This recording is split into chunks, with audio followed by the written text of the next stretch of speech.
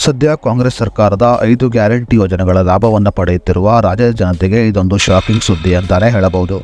ಹೌದು, ಕಾಂಗ್ರೆಸ್ ಸರ್ಕಾರದ 5 ಗ್ಯಾರಂಟಿ ಯೋಜನೆಗಳಲ್ಲಿ 3 ಗ್ಯಾರಂಟಿ ಯೋಜನೆಗಳು ರದ್ದಾಗಲಿದೆ ಅನ್ನುವ ಮಾತುಗಳು ಕೇಳಿಬರುತ್ತಿದೆ. ಸದ್ಯ ನಿಮಗೆಲ್ಲ ತಿಳಿದಿರುವ ಹಾಗೆ ಕಾಂಗ್ರೆಸ್ ಸರ್ಕಾರ ಲೋಕಸಭಾ ಚುನಾವಣೆಯಲ್ಲಿ ಹೀನಾಯವಾಗಿ ಸೋಲನ್ನು ಅನುಭವಿಸಿತು. ಲೋಕಸಭಾ ಚುನಾವಣೆಯಲ್ಲಿ ದೇಶದಲ್ಲಿ 99 ಕ್ಷೇತ್ರಗಳಲ್ಲಿ ಜಯವನ್ನು ಸಾಧಿಸಿದ್ದ ಕಾಂಗ್ರೆಸ್ ಸರ್ಕಾರ ಕರ್ನಾಟಕದಲ್ಲಿ ಕೇವಲ 9 ಕ್ಷೇತ್ರಗಳಲ್ಲಿ ಜಯವನ್ನು ಸಾಧಿಸಿತು. ಲೋಕಸಭಾ ಚುನಾವಣೆಯ ಫಲಿತಾಂಶವನ್ನು ಗಮನಿಸಿದರೆ ಕಾಂಗ್ರೆಸ್ ಸರ್ಕಾರದ ಗ್ಯಾರಂಟಿ ಯೋಜನೆಗಳಿಗೆ ದೇಶದ ಜನರು ಮಣೆ ಹಾಕಿಲ್ಲ ಅನ್ನೋದು ಸ್ಪಷ್ಟವಾಗಿ ಕಾಣಿಸುತ್ತದೆ. ಇನ್ನು ಲೋಕಸಭಾ ಚುನಾವಣೆಯ ಫಲಿತಾಂಶದ ಬೆನ್ನಲ್ಲೇ ಕರ್ನಾಟಕ ಕಾಂಗ್ರೆಸ್ ಸರ್ಕಾರದ 5 ಗ್ಯಾರಂಟಿ ಯೋಜನೆಗಳಲ್ಲಿ ಈ 3 ಗ್ಯಾರಂಟಿ ಯೋಜನೆಗಳು ರದ್ದಾಗಲಿದೆ ಅನ್ನುವ ಮಾತುಗಳು ಕೇಳಿಬರುತ್ತಿದೆ.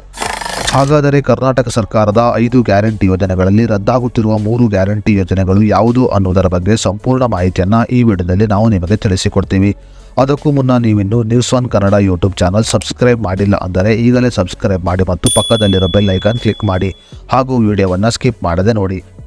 ಕಾಂಗ್ರೆಸ್ ಸರ್ಕಾರದ ಬಹುದೊಡ್ಡ ಯೋಜನೆಗಳಲ್ಲಿ ಒಂದಾದ ಗೃಹಲಕ್ಷ್ಮಿ ಯೋಜನೆ ಅಡಿಯಲ್ಲಿ ಕಳೆದ 10 ತಿಂಗಳುಗಳಿಂದ ತಿಂಗಳಿಗೆ 2,000 ರೂಪಾಯಿ ಹಣವಂತೆ 20,000 ರೂಪಾಯಿ ಹಣವನ್ನು ರಾಜ್ಯದ ಮಹಿಳೆಯರು ಪಡೆದುಕೊಂಡಿದ್ದಾರೆ.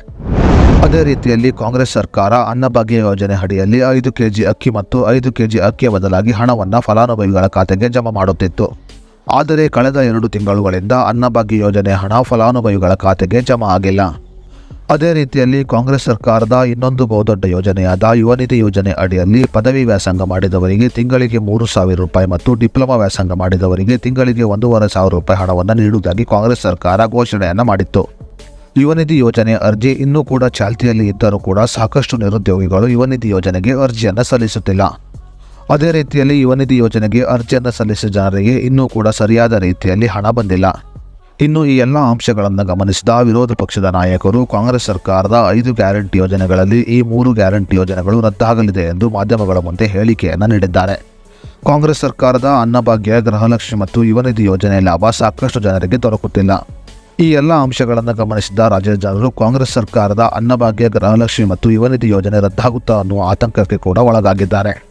ಇನ್ನು ಈ 3 ಗ್ಯಾರಂಟಿ ಯೋಜನೆಗಳು ರದ್ದಾಗುವುದರ ಬಗ್ಗೆ ಕಾಂಗ್ರೆಸ್ ಸರ್ಕಾರ ಯಾವುದೇ ರೀತಿಯಲ್ಲಿ ಸ್ಪಷ್ಟನೆಯನ್ನು ಕೂಡ ನೀಡಿಲ್ಲ. ವಿರೋಧ ಪಕ್ಷಗಳ ನಾಯಕರು ಮಾಧ್ಯಮಗಳ ಮುಂದೆ ಹೇಳಿರುವ ಈ ಹೇಳಿಕೆಯನ್ನು ಗಮನಿಸಿದ ಸಿದ್ದರಾಮಯ್ಯನವರು ಇನ್ನೂ ಕೂಡ ಯಾವುದೇ ರೀತಿಯ ಸ್ಪಷ್ಟನೆಯನ್ನು ಕೂಡ ನೀಡಿಲ್ಲ. ಸದ್ಯ ಕರ್ನಾಟಕದ ಜನರು ರಾಜ್ಯ ಸರ್ಕಾರದ ಈ 3 ಗ್ಯಾರಂಟಿ ಯೋಜನೆಗಳು ರದ್ದಾಗುತ್ತದೆ ಅನ್ನುವ ಆತಂಕವನ್ನು ಹೊರಹಾಕಿದ್ದಾರೆ. ಇನ್ನು ಈ ವಿಷಯದ ಕುರಿತಂತೆ ರಾಜ್ಯದ ಮುಖ್ಯಮಂತ್ರಿಗಳಾದ ಸಿದ್ದರಾಮಯ್ಯನವರು ಯಾವ ರೀತಿಯಲ್ಲಿ ಸ್ಪಷ್ಟನೆಯನ್ನು ನೀಡುತ್ತಾರೆ ಎಂದು ಕಾದು ನೋಡಬೇಕಾಗಿದೆ.